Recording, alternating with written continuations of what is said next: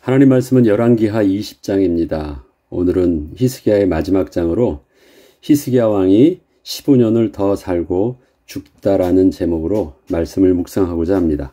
히스기야가 간절히 기도했을 때 하나님께서 응답을 약속해 주시는 본문의 내용을 보면 19장에 기록된 사네립이 유다를 침공한 사건과 20장에 히스기야 왕이 중병에 걸려 죽게 된 상황이 서로 겹쳐 있음을 알 수 있습니다. 히스기야 왕의 입장에서는 자신의 지도력이 가장 중요한 시점에 자신은 죽게 되었고 나라는 가장 위기 상황에 놓이게 된 것이었습니다. 그래서 19장과 20장이 다른 시간대가 있는 것이 아니라 동일한 시간대에 겹쳐서 일어난 상황임을 이해해야 됩니다. 그것을 오늘 본문 6절에 보면 그 내용을 알 수 있는데 하나님께서 응답을 주실 때 이렇게 답해 주셨습니다. 내가 너를 낫게 하리니 내가 너와 이 성을 아수르 왕의 손에서 구원하고 내가 나를 위하고 또 내 종 다윗을 위함으로 이 성을 보호하리라. 두 가지를 동시에 응답으로 주시는 내용을 보면 그 상황 자체가 지금 겹쳐 있다는 것을 알고 있습니다.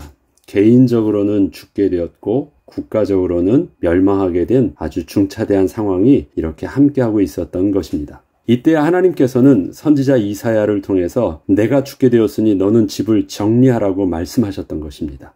히스기야의 입장에서는 비록 자신의 생명에 미련이 없다고 해도 지금은 국가적 위기 상황이었기에 하나님께 자신의 생명을 살려달라고 간절히 기도를 할 수밖에 없었던 상황이었습니다. 아수르의 침공과 자신이 중병에 걸려 죽게 된 것이 동시에 일어나고 있던 상황에서 19장과 20장의 히스기야의 기도는 19장에서는 아수르의 침공에 대하여 유다를 구원해달라는 기도였고 20장에서는 더 이상 살 수 없어 죽게 된 자신의 죽음의 문제를 두고 치유를 위한 기도였습니다. 이때 하나님께서는 히스기야의 간절한 기도에 응답하여 주셨습니다. 그리고 하나님께서 히스기야의 기도에 응답해 주신 이유를 또 함께 말씀도 해 주셨습니다. 그런데 동일하게 19장과 20장의 그 기도의 응답에 하나님의 동일한 이유를 이렇게 설명하고 있습니다. 19장에서는 내가 나와 나의 종 다윗을 위하여 이 성을 보호하여 구원하리라. 또 20장 5, 6절에는 너는 돌아가서 내 백성의 주권자 히스기야에게 이르기를 왕의 조상 다윗의 하나님 여호와의 말씀이 내가 내 기도를 들었고 내 눈물을 보았노라. 내가 너를 낫게 하리니 내가 3일 만에 여호와의 성전에 올라가겠고 내가 내 날이 15년을 더할 것이며 내가 너와 이 성을 아수르 왕의 손에서 구원하고 내가 나를 위하고 또 내 종 다윗을 위함으로 이 성을 보호하리라 하셨더라. 하나님께서는 그분 자신이 다윗의 등불을 끄지 않으시겠다고 하시며 다윗과 맺은 언약으로 인해 히스기야에게 새로운 기회를 다시 주신 것이었습니다. 이러한 하나님의 기도의 응답의 이유에는 두 가지 목적이 있으셨습니다. 히스기야가 삶을 바르게 정리할 기회를 주신 것이었고 그를 통해 자신과 함께 하시며 유다를 형통케 하셨던 하나님의 은혜를 온전히 드러내는 것이었습니다. 현재 이스라엘이 아수르에 의해서 멸망의 위기 앞에 서 있는 것은 사실 갑작스럽게 닥친 이스라엘의 불행이 아니라 역대 왕들로부터 오랜 기간 동안 있었던 영적 타락의 결과였고 히스기야 왕의 중병도 그가 때가 되어 죽게 된 것이었지 어떠한 잘못 때문에 죽게 하신 것이 아니었기에 하나님께서 히스기야 왕에게 아수르로부터 구원을 얻게 하시고 또 자신의 질병을 낫게 하시는 기도의 응답을 주셨다는 것은 하나님께서 히스기야 왕에게 그동안의 자신의 통치와 삶을 다시 정리할 기회를 좀 더 연장하여 주신 것이지 어떠한 보상으로 주신 것이 아니셨다는 것을 의미합니다. 이스라엘의 시간표 속에서는 국가적으로나 개인적으로 그냥 흘러가는 어느 면으로는 자연스러운 것이었습니다. 망하는 시간표나 그가 죽는 시간표도 거기서 왜라는 이유를 묻지 않아도 될 만한 그런 임계점이 다 찼던 시간들이었습니다. 그런데 히스기야가 그러한 하나님의 구원의 시간표와 개인의 자연스러운 삶의 시간표에 대해서 하나님께 멈추게 해달라는 것이었고 하나님께 돌이키게 해달라고 한 것입니다. 그때 하나님께서 주셨던 이러한 하나님의 응답은 다시 말해서 하나님께서는 그동안 히스기야가 역대 어떤 왕들보다도 더 하나님 앞에 바른 삶을 살았기에 그 보상으로 15년의 생명을 연장해 주신 것이 아니라 히스기야 왕에게 다시 하나님 앞에서 그의 삶을 온전히 정리할 수 있는 은혜의 기회를 한 번 더 주신 것이었습니다. 그는 15년의 삶을 정말 열심으로 살았습니다. 히스기야는 하나님의 인도하심 아래 나라를 크게 번창시킨 것입니다. 그가 15년을 어떻게 살았는지에 대해서 역대하 32장 27절로 30절에는 이렇게 아주 자세히 기록하고 있습니다. 히스기야가 부와 영광이 지극한지라. 이에 은금과 보석과 향품과 방패와 온갖 보배로운 그릇들을 위하여 창고를 세우며 곡식과 새 포도주와 기름의 산물을 위하여 창고를 세우며 온갖 짐승의 외양간을 세우며 양떼에 우리를 갖추며 양떼와 많은 소떼를 위하여 성읍들을 세웠으니 이는 하나님이 그에게 재산을 심히 많이 주셨음이며 이 히스기야가 또 기온의 윗 샘물을 막아 그 아래로부터 다윗성 서쪽으로 곧게 끌어들였으니 히스기야가 그의 모든 일에 형통하였더라. 히스기야의 그 남은 사적들이 얼마나 나라를 번성케 하게 하고 그 다음에 그 토목공사로 수로를 만들었는데 그 수로가 겉에 드러난 수로가 아닙니다. 외부에서부터 어디서 들어오는지도 모르는 지하 수로를 만드는 거예요. 그래서 예루살렘을 적들이 공격을 하려고 하더라도 그 물길을 끊지 못했기 때문에 아주 난공불락 요새로 버틸 수 있었던 것입니다. 그걸 히스기야 왕이 그렇게 해놓은 것이었습니다. 히스기야는 탁월한 경제 정책을 펼쳐 온갖 보물과 산물들을 거대한 창고를 세워 가득 채울 정도로 국가 재정을 풍성하게 만들었습니다. 그리고 다윗성으로 거대한 지하 수로를 연결하여 물을 공급하는 공사도 아주 잘 이루어냈습니다. 그는 정말 유다를 위해서 다윗과 솔로몬 시대와 버금가는 나라를 아주 견고하게 만들어갔던 것입니다. 그런데 안타깝게도 이러한 업적으로 인해서 그는 하나님 앞에서의 은혜를 잊게 되었고 스스로의 만족과 교만으로 인생의 후반을 마무리하게 된 것이 히스기야의 안타까운 15년의 더 연장된 삶의 마무리였던 것입니다. 그의 통치 15년간의 영적인 모습이 어떠하였는지를 보여주는 거울이 하나 있습니다. 아들 므낫세의 출생이었습니다. 히스기야가 죽고 므낫세가 왕위에 올랐을 때가 12세였다라고 이젠 다음 왕을 말할 때 나타나고 있습니다. 그가 12세였다는 것은 히스기야 왕이 불치병에서 치유를 받은 뒤 3년 뒤, 즉 히스기야 왕이 42세에 그 아들 므낫세를 낳았음을 알 수 있습니다. 그러니까 15년간의 모든 모습을 담고 있는 것이 아들 므낫세 왕의 모습인 것입니다. 므낫세 왕은 유다 히스기야 왕의 최고로 통치의 절정을 이룰 때 그 나라가 국력과 부가 절정을 이루며 열정을 다하여 통치를 하고 있을 때 왕궁에서 아버지의 통치를 바라보며 그렇게 자라났던 왕입니다. 므낫세 왕의 행적은 다음 시간에 계속하겠지만 그는 55년간의 아주 긴 시간을 통치하였던 왕이었고 그렇게 길었던 통치 기간이 그러나 너무도 악했던 왕이었습니다. 아니 다윗과 버금가는 히스기야 왕이었는데 그 히스기야 왕의 모습을 보고 자라났던 므낫세 왕의 모습이 그 유다 왕국에서 그와 같이 악한 왕이 없을 정도로 악한 왕이었고 이전에 왕이 세워놨던 모든 업적을 완전히 다 뒤집었고 그것도 좀 짧게 살았으면 그 영향력이 크지 않을 텐데 왕 중에서도 아주 길게 살면서 히스기야 왕 때 이루어졌던 모든 것들을 아주 근본까지 다 파헤치면서 깨끗하게 없애버렸던 왕이 그 아들 므낫세 왕이었던 것입니다. 그런데 그 므낫세 왕이 13년간의 아버지의 통치를 바라보면서 자란 왕입니다. 그래서 그것이 히스기야 왕이 어떻게 살았는지를 좀 보여줄 수 있는 거울이라고 표현을 하는 것입니다. 히스기야 왕은 비록 스스로는 유다를 위해서는 열심으로 통치를 한 것처럼 보였지만 그 15년 삶 이전에 종교개혁과 성전 보수 등으로 영적 개혁을 이루며 하나님 앞에서 열심을 다했던 모습과는 다르게 국력을 키우고 부강한 나라가 되기는 하였지만 그 기간이 삶을 정리할 하나님이 주신 은혜의 기회로 온전히 살지는 못했던 것이었습니다. 스스로는 더 열심히 더 잘 살려고 했지만 자신과 함께 하시며 형통케 하셨던 하나님의 은혜에 대해서 하나도 후대에 남겨주지 못했고 오히려 더 교만함으로 인생을 마치게 되었던 것입니다.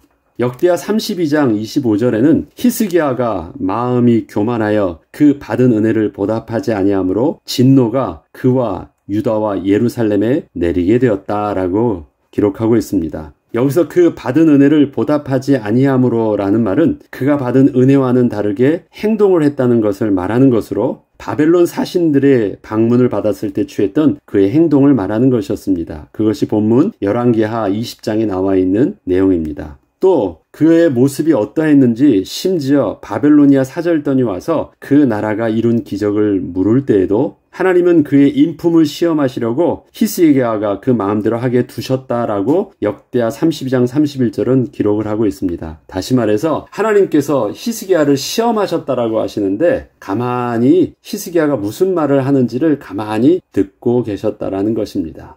그런데 그 히스기야 입에서 나온 말은 하나님의 은혜의 고백이 아니라 내가 이런 사람이야 라는 그런 교만된 모습이 그의 말 속에 있었다라는 것입니다.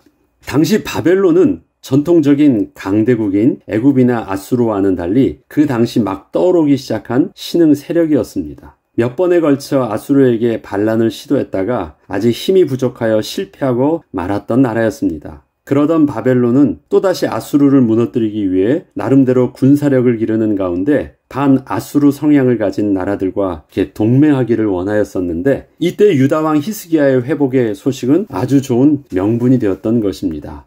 회복돼서 축하합니다. 그리고 아수르로부터 승리해서 축하합니다. 라는 그런 왕의 편지와 또 축하 선물들을 가지고 사절단을 또 유다 왕 히스기야에게 보냈던 것입니다. 히스기야 왕은 되게 마음이 기뻤습니다. 그리고 그때 히스기야 왕은 기쁨으로 동맹을 맺게 되는 일들이 일어납니다.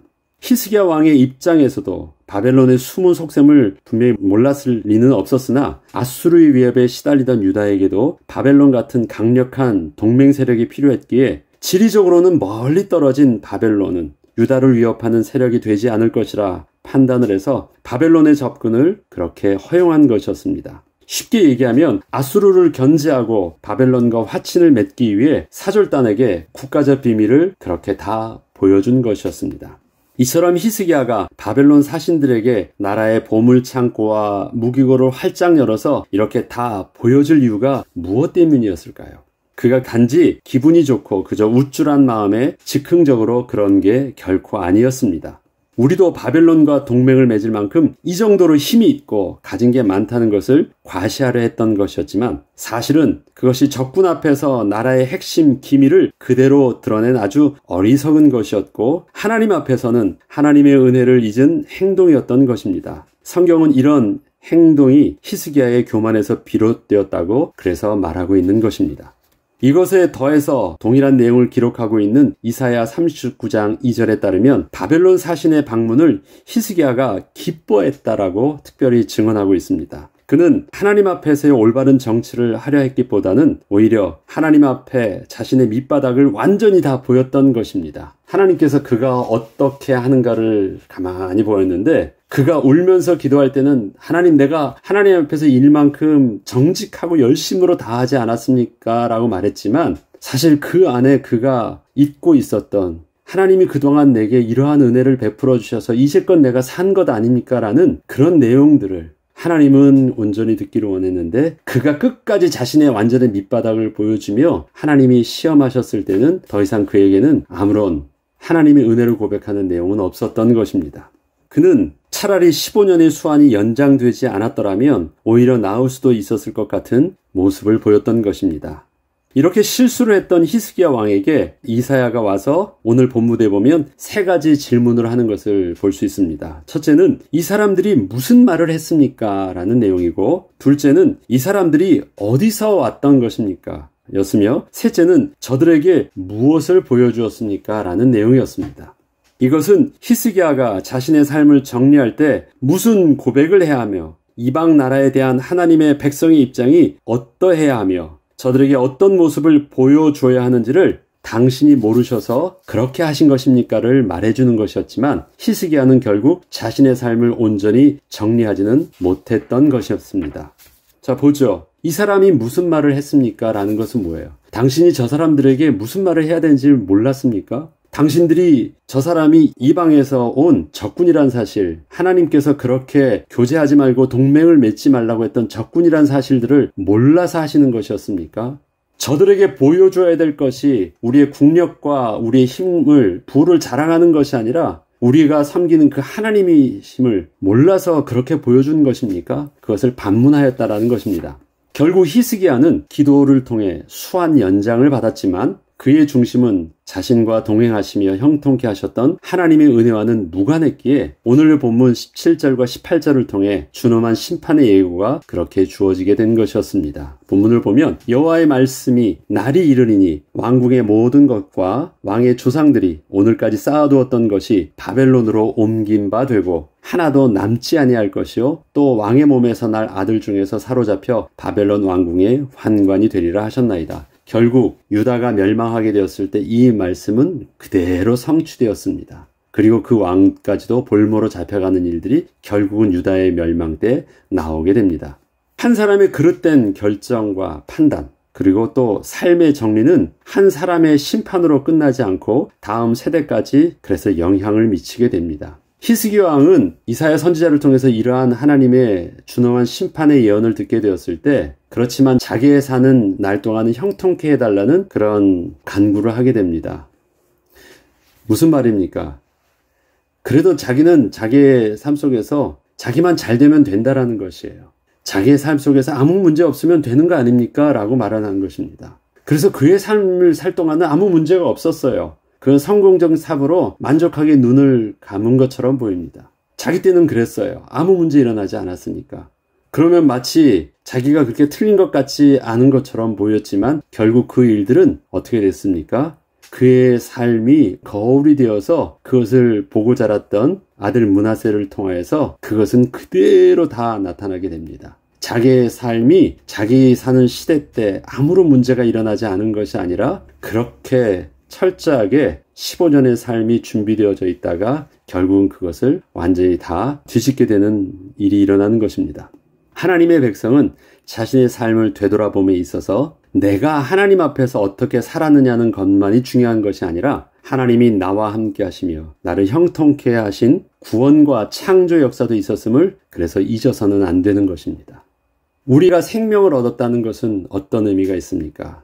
내 안에 주님이 함께 하시게 됐다는 것입니다. 저와 여러분이 영접하였을 때 영접한 우리의 삶의 모습은 어떤 것입니까? 주님 내 안에 오셔서 좌정하셔서 나를 다스려 주시옵소서. 하나님께서는 우리에게 성령으로 임하셔서 세상 끝날까지 내가 죽을 때까지 주님이 성령으로 함께 하시며 동행하시며 마침내 하나님 앞에 나아갈 때까지 우리를 인도하여 주신다고 약속하셨습니다. 그래서 하나님 자녀의 삶 속에서는 나만이 지난날 내가 스스로 주인 되어서 홀로 살던 삶이 아니라 내 안에 우리 주님이 함께 하셔서 나와 동행하시며 형통케 하시는 주님과 함께하는 삶의 모습이 있다라는 것을 그래서 잊어서는 안 되는 것입니다. 그래서 우리의 삶을 정리할 때는 반드시 내가 하나님과 어떻게 살았느냐 그것만이 중요한 것이 아니라 그러한 나에게 하나님이 어떻게 함께 하시면서 동행하시면서 나의 삶을 복되게 하셨고 형통케 하셨는지도 같이 정리되어져야 된다는 것입니다. 심지어 내가 주님을 알기 전에도 주님이 어떻게 나의 삶 속에 함께 하셨는지도 볼 수 있고 고백할 수 있어야 되는 것입니다. 그것은 정직한 모습이고 그것이 사실이기 때문에 그렇습니다. 근데 히스기야의 삶 속에서는 내가 이만큼 잘 살았다라는 것은 있었는데 하나님이 자신을 통해서 어떻게 형통케 하셨는지에 대한 삶의 모습들은 끝까지 잊어버렸던 것이에요. 그것이 그를 하나님 앞에서 참 최선을 다해 살았지만 마무리가 되지 않았던 안타까운 모습이 되었다라는 것입니다. 한 사람의 이런 그릇된 결정들은 또 자신의 고백은 자신은 그렇게 마무리하는 것처럼 보였지만 결국 자신의 아수르를 견제하고자 끌어들인 바벨론이 오히려 자신을 죽이는 칼날이 되어 남유다를 멸망시키고 심지어 자손들이 포로로까지 가게 되는 그러한 치명적인 실수를 또 하게 된 것입니다. 하나님의 백성이 하나님과 함께했던 사실들을 기억하고 고백하는 것이 중요한 것은 나만 열심으로 인생을 살면 되는 것이 아니기 때문입니다. 우리는 우리의 삶을 통하여 다음 세대에도 반드시 이 생명의 복음이 온전히 전달되어야 할 그 사명이 분명히 있기 때문입니다. 히스기야 왕에게 주어진 세 가지 질문이 우리의 삶을 하나님 앞에서 다시 되돌아볼 수 있는 또 올바른 기준이요 시선이 될 수 있도록 또 우리가 날마다 기도하면서 스스로를 그 눈으로 바라볼 수 있도록 해야 되겠습니다. 기도하겠습니다. 하나님 아버지, 몇 시간에 걸쳐서 히스기야 왕에 대한 행적들을 우리가 말씀으로 나누었습니다. 히스기야 왕을 향한 하나님의 은혜를 보았습니다. 히스기야 왕이 하나님을 향한 열심과 열정도 보았습니다. 그의 기도도 보았습니다. 그는 참으로 위대한 왕이었고 하나님께서 멋지게 사용하셨던 역대 이스라엘의 훌륭한 왕이었습니다. 그러나 그의 삶 속에 또 한 가지 아쉬움을 보게 됩니다. 그 이루었던 삶들이 자신의 자녀와 후대들에게 생명의 열매로 잘 전달되지 못했던 안타까움을 보게 됩니다. 하나님, 우리의 삶에는 우리가 하나님 앞에 그렇게 열심으로 정직하게 살았던 삶의 모습도 있지만 그렇게 우리를 살게 하시기 위해서 베풀어 주셨던 하나님의 은혜도 결코 잊어서는 안 되는 삶임을 하나님, 우리는 명심하게 하여 주시옵소서. 그래서 우리에게 주셨던, 우리와 함께 하셨던 하나님의 비밀들이 우리 후대에게는 온전히 잘 정리되어지게 하셔서 우리에게 주셨던 부와 영광과 더불어 하나님의 생명의 비밀, 복음의 비밀도 함께 증거되어지는 은혜가 있게 하여 주옵소서. 감사드리며 우리 주 예수 그리스도의 이름으로 기도합니다. 아멘.